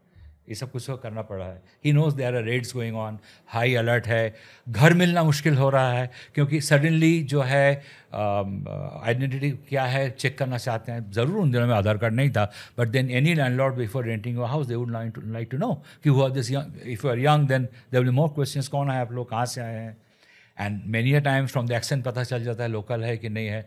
तो his situation was quite tight. तो उस वक्त उसके लिए वापस वो जाना चाहता था, लेकिन उसको वापस ले जाना हो सकता है could have been what you call a baggage, you know, for liability for काम खत्म, इंसान की ज़रूरत खत्म. उसको कोशिश तो किया था, वो नेपाल के ज़रिए भागने की कोशिश की थी, लेकिन वहाँ भी पकड़ा तो वो क्या, आई मीन कितना स्मार्टली उसको अमोद कंठ जो है वो जाके इस एक जो थर्ड ह्यूमन बॉम्ब जिसको दिल्ली भेजा गया था एज प्लान बी कि बाई चांस अगर तमिलनाडु सॉइल में Sivarasan fails to carry out the assassination, इसको हम दिल्ली में करेंगे. तो दिल्ली में एक थर्ड ह्यूमन बॉम्ब को भेजा गया. धानु सुबह को शिवरासन लेके आया, पोट्टू अम्मा ने डायरेक्टली एक लड़की को दिल्ली भेजा. वो लोग जब पकड़े गए तो वहाँ पे भी उनसे फ़ोन करा, because there was a smuggler Tyagarajan who used to do a lot of work for LTT, including money collection and all that. They made some money from gold smuggling also. तो वो नेपाल में बैठा हुआ था and he was working on a passage, you know, way out for Sivarasan. तो अमोद कंठ उन लोगों से फ़ोन कराया जिनको पकड़ा, और जाके त्यागराजन जहाँ वेट कर रहा था काठमांडू में उनके लिए, उनको वहाँ से लेके आया. Then all three of them were flown back to Madras for further interrogation. आपने गोल्ड स्मगलिंग का जिक्र किया, मैंने ये भी सुना था कि गोल्ड ही प्रभाकरन ने भेजा था. हाँ, 5 किलो शायद गोल्ड था. कई बहुत बार गोल्ड आया क्योंकि कैश भेजना मुश्किल हो रहा था, because it's a different currency again. अगर आप फॉरेन वो भी देंगे अब, लेकिन गोल्ड में basically there are couple of gold smugglers जो regular as a service provider काम करते थे LTT के लिए. They used to make good money out of it. Sometime LTT's cadres will provide them security, तो उनका काम भी उनके लिए उसके लिए आसान हो जाता था. और गोल्ड आता था जो हमने देखा शो के अंदर, किताब में भी है कि ज़मीन के अंदर सब कुछ गाड़ के रखा गया था, जंगल के अंदर, जहाँ पे ये ट्रांसमीटर्स है, जहाँ पे कैश है, जहाँ पे गोल्ड है, जहाँ पे डीजल है ड्रम्स के अंदर, उसको भी मिट्टी के नीचे रखा गया है कि अचानक अगर इमरजेंसी में कोई ज़रूरत पड़े तो वहाँ से निकाल के. ऐसा हो सकता है कि अभी भी श्रीलंका के जंगलों में गोल्ड, डीजल या कैश पड़ा हो. आज तो LTT का और कुछ रहा नहीं. Nothing of LTT is left. I think with Prabhakaran everything was over. इस घटना का क्या असर LTT पर हुआ? LTT खत्म हो गया, क्योंकि ये ज़रूर है कि हम जो सक्सेस है हमारा SIT का, कि इवेंचुअली उन्होंने खूब दौड़ाया शिवरासन को. शिवरासन ने भी उनको बहुत सारा चकमा दिया, लेकिन अल्टीमेटली एक जगह जाके उन्होंने उनको घेर लिया. And they compelled Sivarasan eventually कि मैं एक पॉइंट के बाद I cannot fight. He had AK-47, he had a 9mm pistol, he had enough ammunition. But what does he do with his 6-7 people then? Because he knows I have been surrounded by multiple forces. We are going to die. ठीक है? So why we are going to die? Sivarasan ने शायद अपने लोगों को cyanide खिला दिया था. हाँ, और खुद को उसने गोली मार दी. And he took it because his whole thing is that neither I will get caught nor I will die from one of their bullets. I'll take my own life. And he shot himself. But this is also a success of the SIT. There's no doubt about it. But as a journalist also, I feel that one of the major success was कि जो support base Tamil Nadu में or in any other part of India, I would say, to whatever extent, LTT was able to create, which was dangerous for us, which actually helped the assassination to be executed, carried out, वो तो खत्म हो गया ना. Public perception ये ज़रूर है कि भाई शिवरासन को पकड़ो, प्रभाकरन को मार सके कि नहीं कहीं जाके, ऑल दैट इज़ फाइन. लेकिन उनका फ्यूचर खत्म कर दिया इस इन्वेस्टिगेशन ने। तो यानी जो प्रभाकरन ने राजीव गांधी जी की हत्या इस सोच करवाई थी कि उनका भविष्य खत्म हो जाएगा, उस हत्या के बाद भी उनका भविष्य खत्म हो गया। मतलब कि अगर आपने राजीव को मारकर सोचा कि I have bought my self so much more time और सो मच मोर एक्टिविटीज, कुछ नहीं हो पाया ना। प्रभाकरन की हत्या कब हुई थी? 2009 के अराउंड। 2009। उसके बाद उसने कोई बड़ा ऑपरेशन दिया? बिकॉज 20 साल एक्चुअली उसके पहले से ही करीबन खत्म हो गया था। एंड राजीव गांधी को मारने के बाद एज सच एलटीटी को, जहाँ तक हम लोग को मालूम है कि कोई किसी कंट्री से या किसी और एक इंटेलिजेंस एजेंसी, चाहे वो मोसाड हो, CIA हो, कहीं से कुछ ISI के साथ कुछ गोल्ड स्मगलिंग वगैरह में कुछ कनेक्शन था at some stage, but apart from that no foreign intelligence agencies were really helping him. So जब उसने राजीव गांधी को मारा, दिस वॉज डेफिनेटली अनएक्सपेक्टेड। तो I think that was his biggest undoing, and he probably even thereafter he never imagined that ये मेरा सब कुछ खत्म कर देंगे ये लोग। ये ज़रूर है कि when कार्तिकेयन और डायरेक्टर CBI विजय करण जाके बोलते हैं कि हमने ये किया, हमने वो किया, और prime minister keeps asking him, Shivraj को पकड़ा कि नहीं? आपने तो उसको हीरो बना दिया ना मास्टरमाइंड बोल के, तो वो पकड़ा जाना ज़्यादा ज़रूरी है। तो ये उनको समझा रहा है कि yes sir, we understand that is our priority, लेकिन यहाँ बेस खत्म कर दिया, वहाँ इसको मार दिया, वो उसको ये कर दिया, ये पकड़ा गया। तो उन्होंने बोला था कि मैं तुमको कोई थीसिस लिखने के लिए थोड़ी भेजा था LTT के ऊपर। So he was looking at it from a political angle, but even politically also whoever came to power thereafter, including he himself, they gain big time. LTT को इंडिया से तो आपने खत्म कर दिया ना, और खाली इंडिया से खत्म हुआ, धीरे धीरे वहाँ से भी लोग खत्म हो गए। अगर इंडिया का सपोर्ट नहीं होता, आई मीन इनडायरेक्ट सपोर्ट नहीं होता, तमिलनाडु को इस्तेमाल करने के लिए उनके पास एक स्टेशन नहीं होता, प्लेटफॉर्म नहीं होता, तो कैसे वो जहाँ भाग कर आते थे, छिप जाते थे, कैसे करते थे? नहीं कर सकते थे। तो I mean to me I think it's a huge success कि LTT को उन्होंने खत्म कर दिया बाद में। जरूर राजीव गांधी का जान गया, ऑफ कोर्स शिवराज को पकड़ने के, बट शिवराज किल्ड हिमसेल्फ। इस पूरे इंटीग्रेशन के दौरान या पूरी रिसर्च के दौरान कोई ऐसी चीज़ जो आपने ना लिखी हो किताब में, जो आपको लगा कि यार ये लिख देंगे थोड़ा फट जाएगा? ऐसा है बहुत कुछ, शायद किताब से ज़्यादा है। कुछ ऐसा जो शेयर कर सकते हैं जिसमें कुछ ऐसा ना हो? उसको सेकंड पार्ट के लिए रखते हैं, क्योंकि क्या होता है कुछ भी सबसे शॉकिंग क्या था इसमें? चलो मैं आपसे पूछ लेता हूँ, अगर आपको 2-3 चीज़ें बतानी हो जो आपको हैरान कर गई।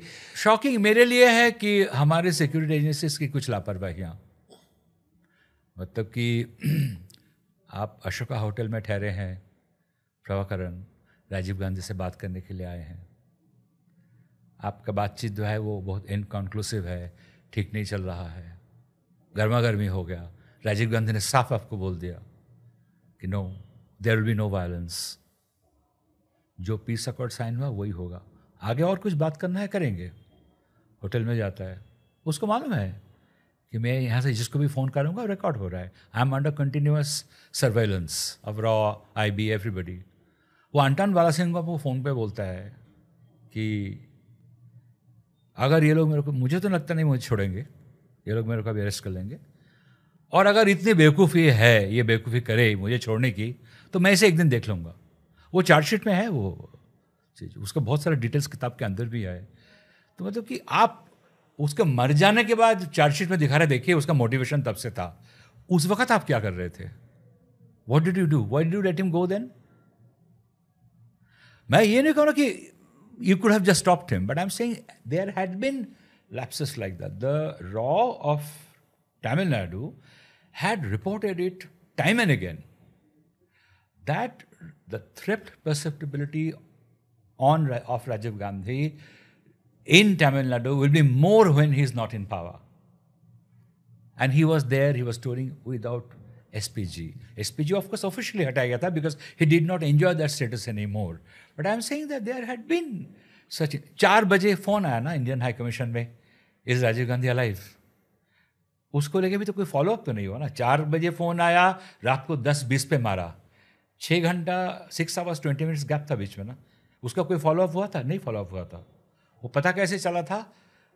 लॉस एंजलिस से एक श्रीलंकन रेबल्स का मैगजीन में उसका जिक्र हुआ था, वहाँ से पता चला कि 4 बजे। फिर जब पूछा, बोला हाँ एक फ़ोन आया था ऐसा, इज राजीव गांधी अलाइव, जिससे शुरू होता है ये show. Is it not a failure? It's a big failure. That is why I said at the beginning that probably so many lapses and failures charge the SIT so much कि हम भी फिर छोड़ेंगे नहीं. तो इसलिए कितना कुछ हुआ होगा for them to feel totally let down, discouraged. The climax was such an anti-climax. Horrible. But वो लोग हार मानने को तैयार नहीं थे. अमित वर्मा तो बाद में कंटिन्यू किया as executive secretary in Jain commission also looking into the larger conspiracy. So they fought their own battle and they saw to it that जिंदा या मुर्दा Sivarasan will be brought to a logical end and they achieved it. आपकी किताब में जितना है उससे series में कुछ अलग है या वही है? नहीं, सब कुछ वही है, but only thing is book has got a lot of geopolitics and all also, more incidents with more details. वो पूरा करने जाएंगे. कुछ ऐसा है जो उसमें क्रिएटिव लिबर्टी के नाम पे कुछ अलग दिखा दिया गया हो सीरीज में? The only part I would say creative liberty पे किया गया होगा जो मेरे किताब में नहीं है, is certain parts of Sivarasan interacting with his team, deciding, taking actions. And that's why I said that हम लोगों ने सेवरासन को कभी देखा नहीं था, किसी ने भी नहीं देखा है, पर नागेश कोकुंडा ने दिखा दिया, बहुत अच्छी तरह दिखाया, वेरी कन्विंसिंग.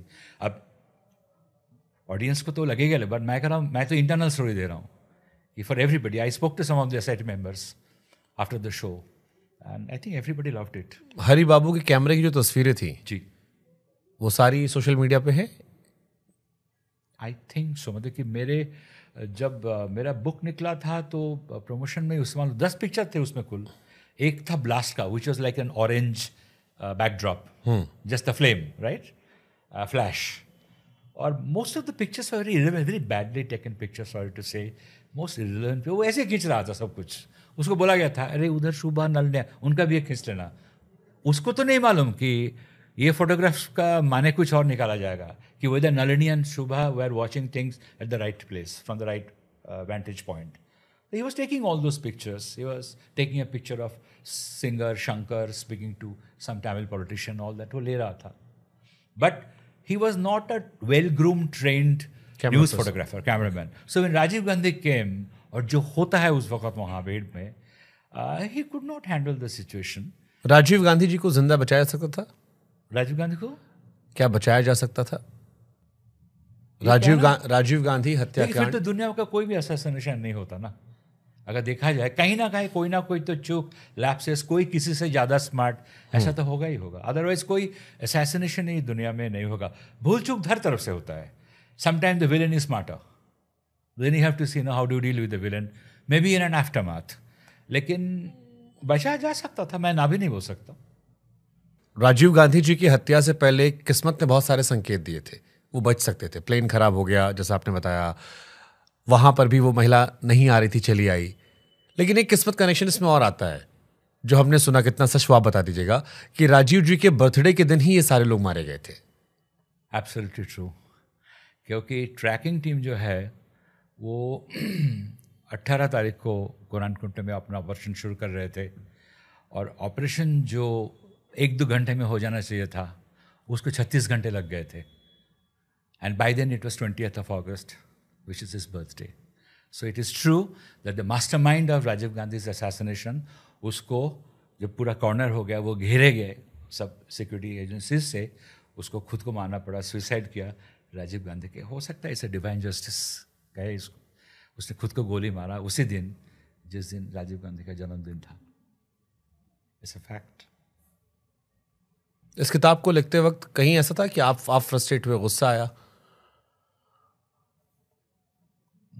नहीं, या कोई मूवमेंट जहां बहुत इमोशनल हो गए? था जब मैं इंडिया टुडे में था, तब जब बार बार हर चीज़ पता चल रहा था. कि एक्चुअली आपने जो सवाल किया, ये सवाल मेरे को शेखर गुप्ता ने भी पूछा था एक दिन. ही वॉज माई सीनियर, और फॉर्चुनेटली फॉर मी कि जैसा ही मेरा एक ब्रेकिंग स्टोरी हुआ, उसके बाद थ्रू आउट मैंने कवर किया. शेखर ने बोला था, he was busy with other things, so I got that opportunity. तो उसने एक दिन मेरे को पूछा, because he was also editing the Hindi version, कि तेरे को गुस्सा नहीं आता ये सब देखते हुए? मैं बोला हाँ आता है, क्या करूँ? He says what kind of failures are this? I said या.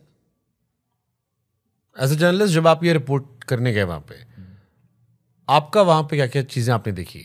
कभी आपको थ्रेट मिला कवर करते वक्त? हाँ, मुरुगन कोर्ट के अंदर खड़े होकर मेरे को थ्रेट किया था कि आप फर्क करना सीखो, कौन क्रांतिकारी है और कौन टेररिस्ट है, नहीं तो you will have to face consequences. Murugan LTT, हाँ, Murugan LTT, he was one of the top members जिसने ये बॉम्ब बनाया पूरा, नलिनी का हस्बैंड। तो फिर रघुत्तम ने उसको बहुत डांटा वहाँ कोर्ट के अंदर। तो रघुत्तम ने मेरे को, तुमको पूरा समझ आया क्या? बोला, I have studied from Madras so I could follow Tamil.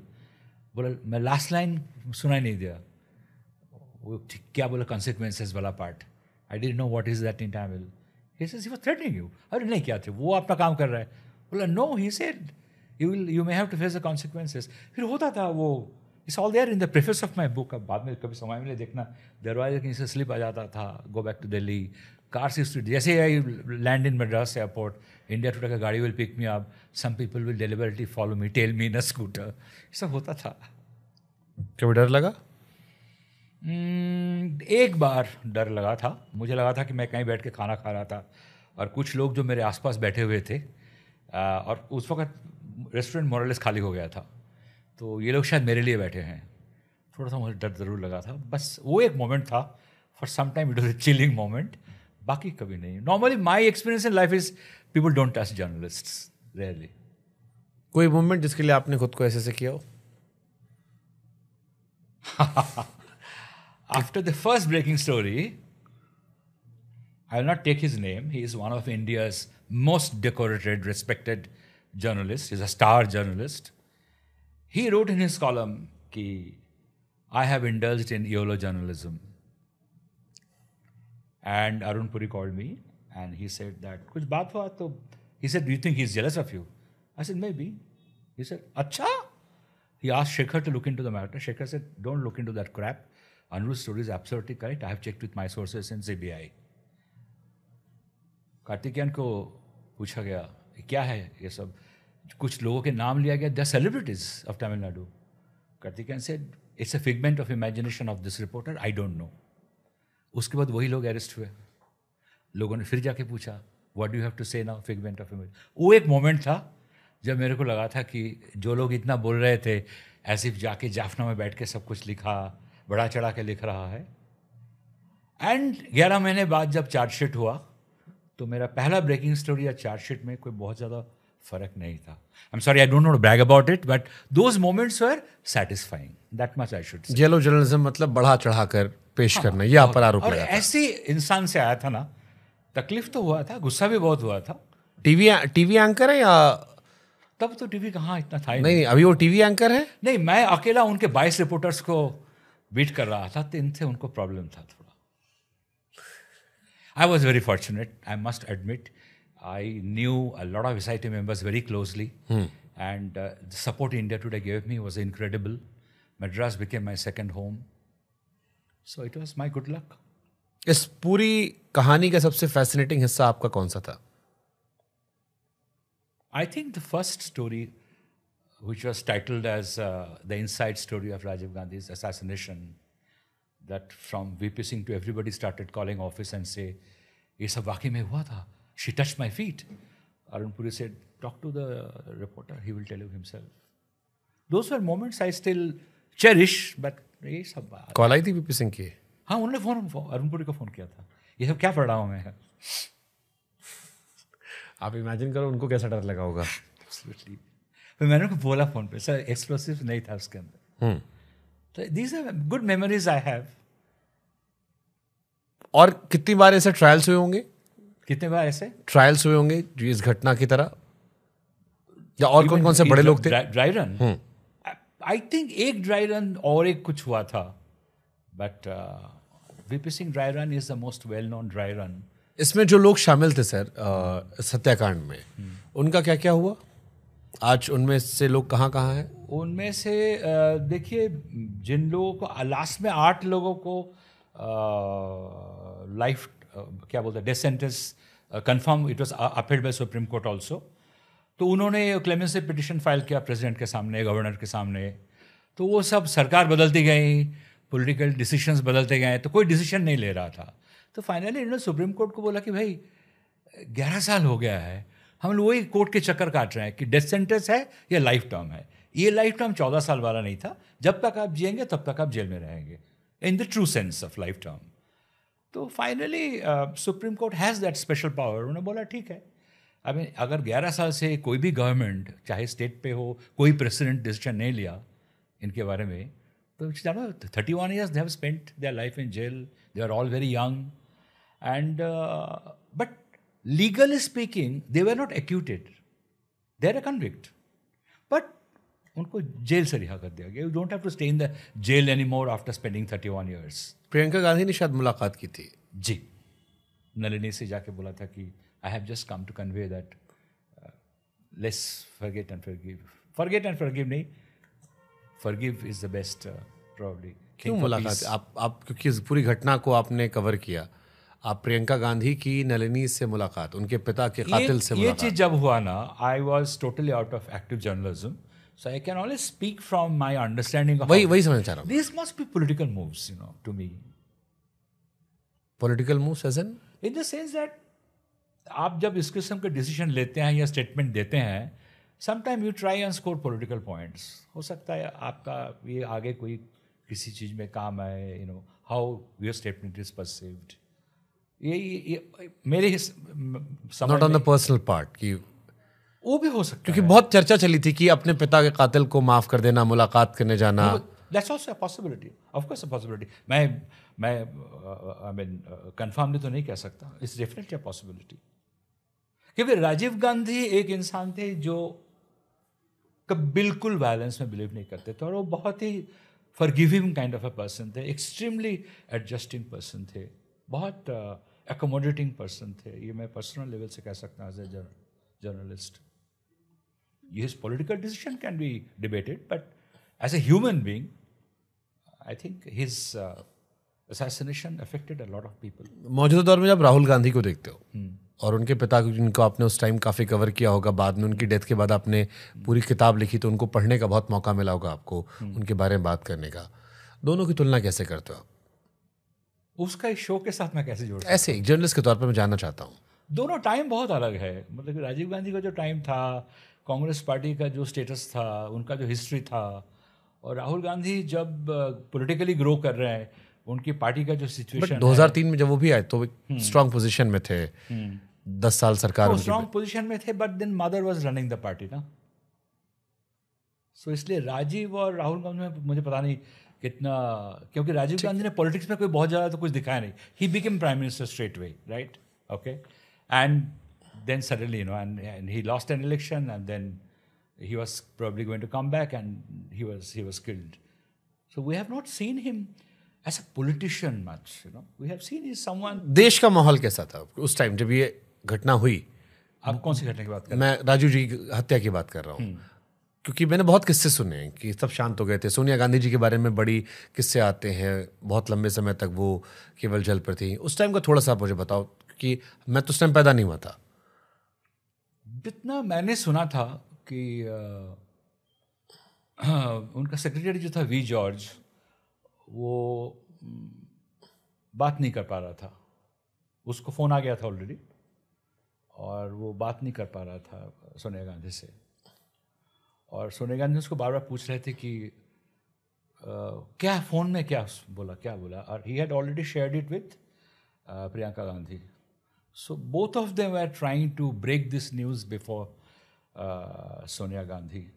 Apparently that was an extremely touching moment कि हम कैसे बात करें. So when I think it is very nicely shown just in one cut in the show कि George Sonia Gandhi से बात करना चाहते हैं, and through the door we see Sonia Gandhi is inside. But apparently, and then of course we cut to something else, but I think inside the room, she almost probably lost her, I mean, she was absolutely uncontrollable. जब George ने जाके बोला कि this is the phone I have got. And it was, of course, she was in a huge shock. Intelligence के context में last question sir, जो घटना उस टाइम हुई, उसके बाद क्या बदला? या कई बार हम देखते हैं कि प्रधानमंत्री भी आउट ऑफ बॉक्स आते लोगों से मिलने, कई बार हमने देखा है, कितना इंपॉर्टेंस होता है, क्योंकि हम लोग कई बार इंटेलिजेंस में जो लोग आसपास होते हैं उनको ब्लेम करते हैं कि बहुत रूड होते हैं, वो आपको ऐसे धक्का मार देंगे, हटा स्पीची हटा देगी, भटकने नहीं देगी, आप कितने बड़े इंसान हो, कोई फर्क नहीं पड़ता उन्हें। अभी भी खतरा होता है अगर आप एसपीजी की बातों को ना माने? खतरा तो होता ही है। और थिंग इज अभी हमारी सिक्योरिटी जो है पहले से स्ट्रांग ज़रूर हुआ है। I mean it is smarter. पहले तो सिर्फ लोगों को आप कुछ प्लेन क्लोथ्स में वो भी देख के पता चल जाता था, छोटे छोटे बाल, पुलिस वाले शू पहनना भूलेंगे, वो वही वाला शू पहन के आएंगे, शायद ट्राउज़र चेंज कर लिया बाकी यूनिफॉर्म में। अभी ऐसा नहीं होता। फ्रॉम ड्रोन से लेके आज एक कुंभ मेला में फेस आइडेंटिफिकेशन हो रहा है एक साथ 50,000 लोगों का। तो आई एम सेइंग टेक्नोलॉजी अब इतना सारा कुछ आ गया, it's much more foolproof. But yes, I think if anybody is trying to come close, जहाँ कोई अगर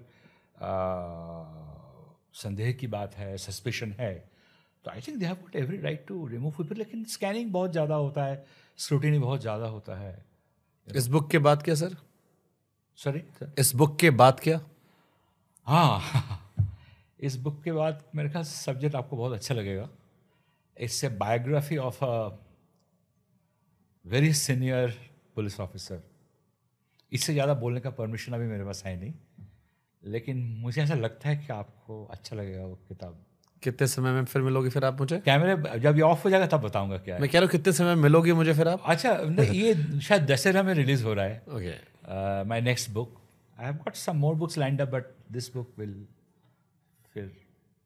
चलिए, बेस्ट विशेस आपको सर। आई होप Thank कि you so much. जितना It's लोगों such a ने pleasure. सीरीज को पसंद किया, जितना आपकी किताब को पसंद किया लोगों ने, उतना ही इस एपिसोड को भी लोग पसंद करेंगे। मुझे बहुत पसंद आया, there is no doubt about it. ये मैं बार बार, मैं समीर नायर को भी बोल रहा था कि मेरे लिए उसको जब देखना है तो मेरे को हमेशा गलतियाँ ही नज़र आएगा ना, but I was completely immersed in it and I think I keep saying it, I think Nagesh has done a wonderful job as a director. जिसको कुछ नहीं मालूम था, वो जो उसको पिक्चराइज किया है, that is something wonderful. I would really want people to see the show, to see that. You know, I mean आप किताब ने पढ़ा ठीक है, इसमें बहुत सारा चीज़ है, बट आंखों के सामने देखना, और it's a revelation of a new set of villain and a new set of police officials where everybody looks like you and me. अब फर्क नहीं ज़्यादा कर पाएंगे, but you know how they fight with each other and the case is cracked is, I think, something absolutely. I hope they do a season 2. इसीलिए मैंने पूछा था कि इस बुक के बाद क्या? इस बुक के वो किताब तो कभी आएगा, but I am still working on it, जो इसका पार्ट 2 होगा। Okay, thank you so much sir, lovely talking to you. Same here, thank you.